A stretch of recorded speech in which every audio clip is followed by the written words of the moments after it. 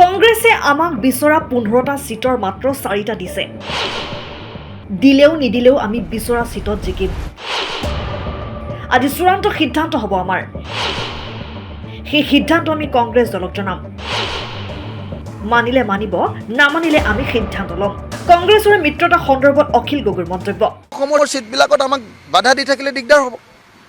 উজনি অসমৰ সিটবিলাক আমাক দিব লাগিব আঞ্চলিক দলবিলাকক। উজনি অসমত আমি যি ঠাইত কাম কৰি আছোঁ, উজনি অসমৰ সিটত আমাক বাধা আৰোপ কৰিলে দিগদাৰ হ'ব। কংগ্ৰেছৰ প্ৰতি মানুহৰ মানে একদম অসন্তুষ্ট। কংগ্ৰেছৰ প্ৰতি মানুহৰ অসন্তুষ্টিৰ সীমা নাই। মাত্ৰ ৰৈ আছে যে কোনে হৰুৱাব পাৰিব, কোনে হৰুৱাব পাৰিব, কোনে হৰুৱাব পাৰিব। হৰুৱাবৰ কাৰণে আমাৰ ইউনাইটেড এফৰ্ট লাগে। কংগ্ৰেছে নিজৰ নিজৰ কেণ্ডিডেটবিলাক ঠেলি আছে। সব লিডাৰবিলাকৰ নিজৰ নিজৰ কেণ্ডিডেট আছে। নিজৰ নিজৰ কেণ্ডিডেট থাকিলে দুবাৰ তিনিবাৰ হাৰি থকা কেণ্ডিডেটবিলাকক দিলে আকৌ জিকিব নেকি? দুবাৰ তিনিবাৰ হাৰি থকা কংগ্ৰেছৰ মানুহবিলাকক দিলে জিকিব নেকি? আমাৰ ফ্ৰেছ কেণ্ডিডেটক দিয়ক। আমাৰ PR ভাল, আমাৰ মানুহৰ লগত ৰিলেশ্যন ভাল, আমাৰ সাংগঠনিক কাম কাজ ভাল। 100% আমি বুথ বনাইছোঁ। আজি নাওবৈচা চিটটো আমাক নিদি বেলেগক দিলেতো জিকিব নোৱাৰে। আজি ধেমাজিৰ চিটটো আমাক নিদি বেলেগক দিলে কিবা কাম আছে নেকি? আজি CC বৰগাঁও চিটটো আমাক দিব লাগিব। আমাৰ ডিমৌ চিটটো, মৰিয়নি চিটটো আমাক দিব লাগিব। তেতিয়া আমি 100% জিকি দিম। আমি গেৰাণ্টি দিম যে আমি জিকিম। আমাৰ কেণ্ডিডেট আছে। আমি একদম দৰকাৰ হ'লে আমাৰ কেণ্ডিডেট যিকোনো সময়তে চেঞ্জ কৰি ল'ম। জিকিব পৰা কেণ্ডিডেট আছে আমাৰ প্ৰত্যেকটো সমষ্টিত। গতিকে আমাক জিকিব পৰা চিট দিয়ক। আমি চৰকাৰত কণ্ট্ৰিবিউশ্যন দিব খোজোঁ। কংগ্ৰেছৰ প্ৰতি মোৰ আহ্বান এইটো। 15টা চিটৰ ভিতৰত অন্ততঃ 15টা নহ'লেও 12টা 13টা জিকিব পৰা আমাক চিট লাগে, য'ত আমাৰ নিজৰ সংগঠন আছে, য'ত কংগ্ৰেছে জিকিব নোৱাৰে। কংগ্ৰেছে নিজক 100টা লৈছে বা 90টা লৈছে। 90টা 100টাৰ ভিতৰত আপোনালোকে কংগ্ৰেছে 60টা আনি দেখুৱাওক, হয়নে নহয়? কংগ্ৰেছে 60টা আনি দেখুৱাওক। আগতে আপোনালোকে নিশ্চয় জানে যে আগতে 122টা খেলি কেইটা পাইছিলে, 95টা খেলি কেইটা পাইছিলে। আপোনালোকে নিজে হিচাপবিলাক জানে। কংগ্ৰেছৰ বহুত জটিল কাৰবাৰটো। কংগ্ৰেছৰ কাৰবাৰটো হ'ল সব লিডাৰবিলাকৰ নিজৰ নিজৰ কেণ্ডিডেট থাকে। সেইখন প্ৰথমতে জালখন আপুনি ভেদ কৰি যাব লাগিব।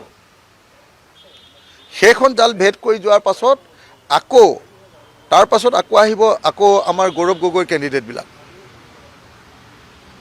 তাৰপিছত আহিব AICCৰ স্কেনিংবিলাক। তাৰপিছত তাত যদি হাইকমাণ্ডৰো কিবা কথা থাকে, তেতিয়াহ'লেতো আপোনাৰ আমাক সেইবিলাক কৰি থাকিবলৈ সময় আছে নেকি কওকচোন? আমাৰ টাইমেই নাই। যিবিলাক কথা দেৱব্ৰত শইকীয়া ডাঙৰীয়াই মানি লৈছিলে, গৌৰৱ গগৈয়েও এগ্ৰী কৰিছিলে।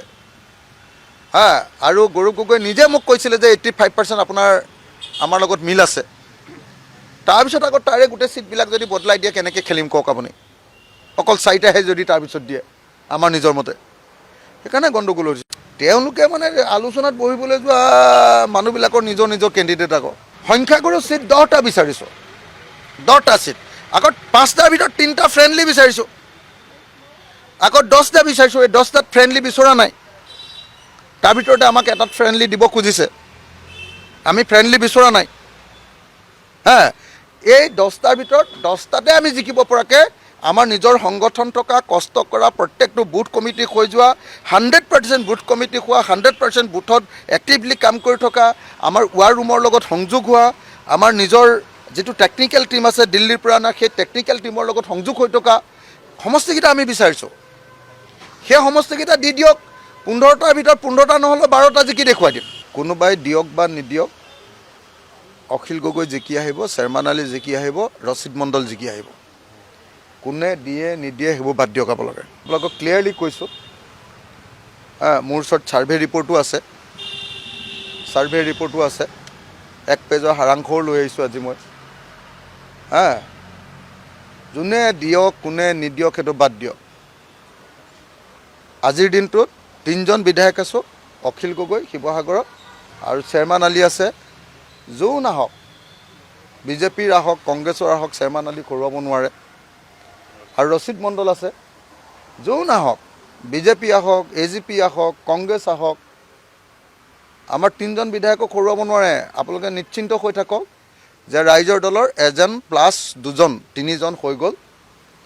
26ত তাৰ পাছৰ একাউণ্টটো কৰি আছোঁ এতিয়া আমি আশা কৰিছোঁ যে কংগ্ৰেছে বুজি পাব আৰু বুজি নাপালে আজি সিদ্ধান্ত ল'ম